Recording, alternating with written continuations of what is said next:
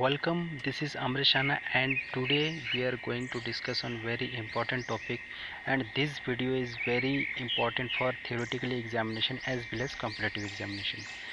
And today we'll be discuss on three economic principles that help to farm management decision.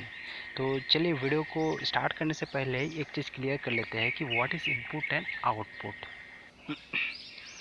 जब किसी farm में production लेने के लिए जो कमोडिटीज़ का पहले यूज किया जाता है, जैसे लैंड, लेबर, फर्टिलाइज़र, सीड, इसको इनपुट कहते हैं या फैक्टर कहते हैं। और उसी इनपुट का यूज करके जो चीज़ का हम प्रोड्यूस करते हैं, जैसे यील्ड है, कोई भी क्राफ्ट का, जैसे यील्ड हो गया, राइस हो गया, वीट हो गया, मेज हो गया, तो इसको आउटपुट कहते हैं या फिर प्रोडक्ट कहते हैं। ठीक है, तो इनपुट और आउटपुट क्लियर हो गया। अब आगे यूज होने वाला है तो इसको ध्यान रखिएगा। ठीक है, तो आज तीन प्रिंसिपल पे हम डिस्कस करेंगे। फर्स्ट प्रिंसिपल है फैक्टर प्रोडक्ट रिलेशनशिप या फिर इसको लॉ ऑफ डिमिनिशिंग रिटर्न भी कहते हैं। ये क्या सॉल्व करता है? हाउ मच टू प्रोड्यूस, कितना प्रोड्यूस करना चाहिए फार्म में। तो फर्स्ट प्रिंसिपल क्या बताता है? How much to produce. Second principle factor factor relationship, यह क्या बताता है? हाउ टू प्रोड्यूस, कैसे प्रोड्यूस करना चाहिए। और थर्ड प्रिंसिपल है प्रोडक्ट प्रोडक्ट रिलेशनशिप, ये क्या बताता है? व्हाट टू प्रोड्यूस, क्या प्रोड्यूस करना चाहिए।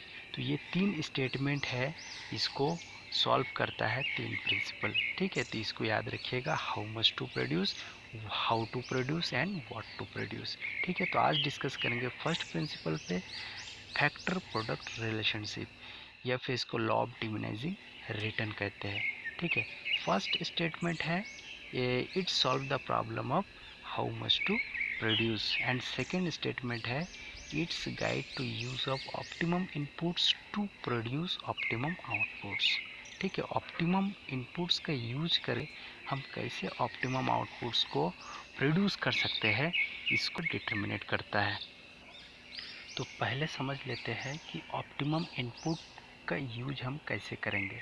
तो ऑप्टिमम इनपुट लेवल समझने के लिए पहले आपको समझनी पड़ेगी मार्जिनल वैल्यू ऑफ प्रोडक्ट, मतलब कि MVP एंड MIC, मतलब मार्जिनल इनपुट कॉस्ट।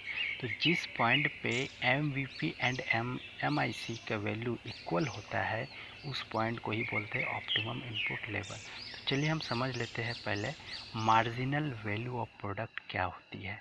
ठीक है, it is additional income receive from using an additional unit of input. तो इसका मतलब होता है कि हर एक इनपुट लेवल को बढ़ाने से वैल्यू ऑफ प्रोडक्ट में कितना इंक्रीजमेंट होती है, कितना बढ़ती है, उसको बोलते हैं मार्जिनल वैल्यू ऑफ प्रोडक्ट। तो इसका फार्मूला होता है change in total value of product divided change in input level. हर एक इनपुट लेवल को चेंज करने से टोटल वैल्यू ऑफ प्रोडक्ट में कितना चेंज आती है, उसी को मार्जिनल वैल्यू ऑफ प्रोडक्ट कहते हैं। तो चलिए इसको भी एक एग्जाम्पल के साथ समझते हैं ताकि आपको पूरी तरह से क्लियर हो जाए। तो आपके सामने एग्जाम्पल है इनपुट लेवल, हम इनपुट लेवल लिए हैं। तो फर्स्ट इनपुट ऐड करने से TVP मतलब टोटल वैल्यू ऑफ प्रोडक्ट कितनी हो जाती है? 80। जबकि सेकेंड इनपुट लेवल ऐड करने से TVP 200 हो जाती है। जबकि जब सेकेंड इनपुट लेवल हम ऐड करते हैं तो TVP में कितना चेंजेस आती है? तो 120 की चेंजेस आती है। इसी को बोलते हैं मार्जिनल वैल्यू ऑफ प्रोडक्ट। ठीक है, MVP का वैल्यू हम फार्मूला के माध्यम से भी निकाल सकते हैं। कैसे? फार्मूला था changes in total value of product.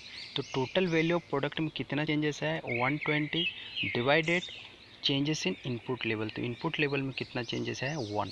तो 120 डिवाइडेड 1 इक्वल टू 120। ठीक है, तो इस तरह से भी आप निकाल सकते हो। चलिए अगला हम क्लियर कर लेते हैं मार्जिनल इनपुट कॉस्ट। अब ये क्या होता है? मार्जिनल इनपुट कॉस्ट क्या होता है? It is defined as the additional cost associate with the use of additional unit of input. इसका कॉन्सेप्ट भी सेम MVP की तरह ही है।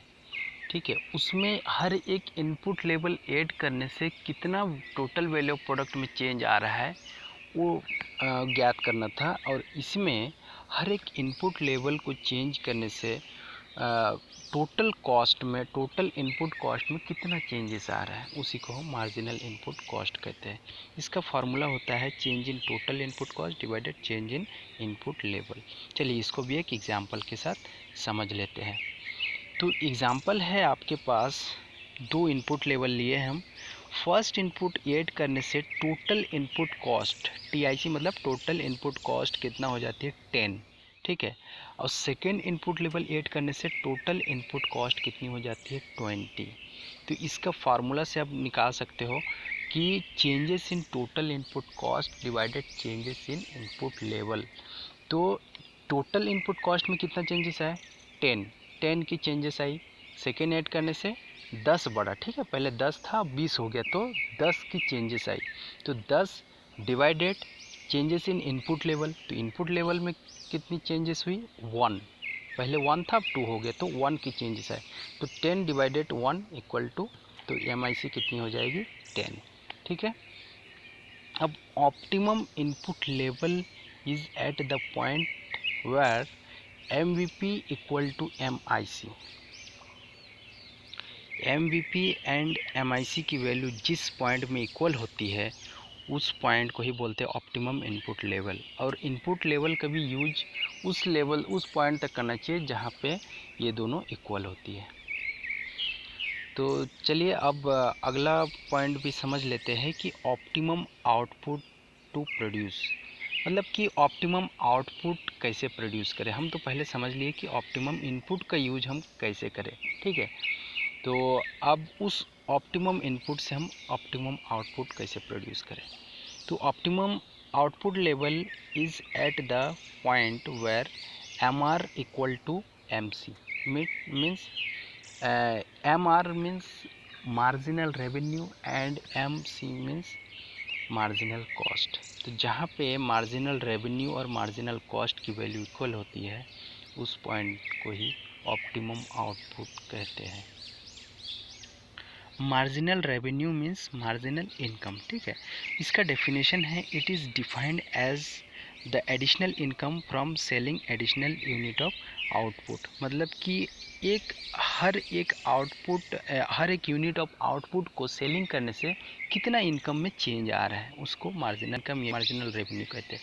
इसका फार्मूला होता है change in total revenue divided change in total physical product, ठीक है। तो चलिए इसको भी एक एग्जांपल के साथ समझ लेते हैं। तो एग्जांपल है, इनपुट लेवल हमने दो लिए हैं। TPP मतलब कि टोटल फिजिकल प्रोडक्ट, मतलब कि एक इनपुट लेवल ऐड करने से टोटल फिजिकल प्रोडक्ट आप मान के केजी में भी मान सकते हैं, ठीक है। तो एक इनपुट लेवल यूज करने से 5 kg प्रोड्यूस हुआ है। जब दूसरा इनपुट लेवल यूज किए तो 5 की जगह अब 10 हो गया, ठीक है। तो इसमें चेंजेस कितना आया 5 kg की चेंजेस, पहले इनपुट लेवल में 5 आया था, अब दूसरा इनपुट लेवल में 10 आया, तो 5 की चेंजेस। अब TR मीन्स टोटल रेवेन्यू, मतलब टोटल इनकम हमको कितना मिल रहा है। तो 5 kg से 50 रुपया मिल रहा है, ठीक है। फर्स्ट इनपुट लेवल ऐड किए तो 5 kg मिला, तो 5 kg का वैल्यू मान के चलो 50 रुपया, तो आपको इनकम कितनी हुई 50 रुपीस। और सेकेंड इनपुट लेवल ऐड करने से 10 kg प्रोड्यूस हुआ, उसका वैल्यू है 100 रुपया, तो आपको इनकम हुआ 100 रुपया। तो इसके बीच में जो चेंजेस आया है, ठीक है, उसको ध्यान रखना है कि टोटल रेवेन्यू में कितना चेंजेस आया 50 रुपया का चेंजेस आया। तो मार्जिनल रेवेन्यू का मतलब होता है कि change in total revenue divided change in total physical product. तो टोटल रेवेन्यू में कितना चेंजेस आया 50 रुपया की, और टोटल फिजिकल प्रोडक्ट में कितना 5 kg की। तो 50 डिवाइडेड 5 इक्वल टू 10, तो 10 है आपका मार्जिनल रेवेन्यू, मतलब कि आपका मार्जिनल इनकम हुआ है। आई होप आपको समझ में आई है। दोस्तों आज की वीडियो बहुत ही ज़्यादा इम्पोर्टेंट है, चाहे आप सेमेस्टर की तैयारी कर रहे हैं या फिर कोई कॉम्पिटिटिव एग्ज़ाम की तैयारी कर रहे हैं, यहाँ से क्वेश्चन आना फिक्स रहता है। ठीक है, इकोनॉमिक्स के क्वेश्चन आए और इस टॉपिक से ना आए, ऐसा नहीं हो सकता है।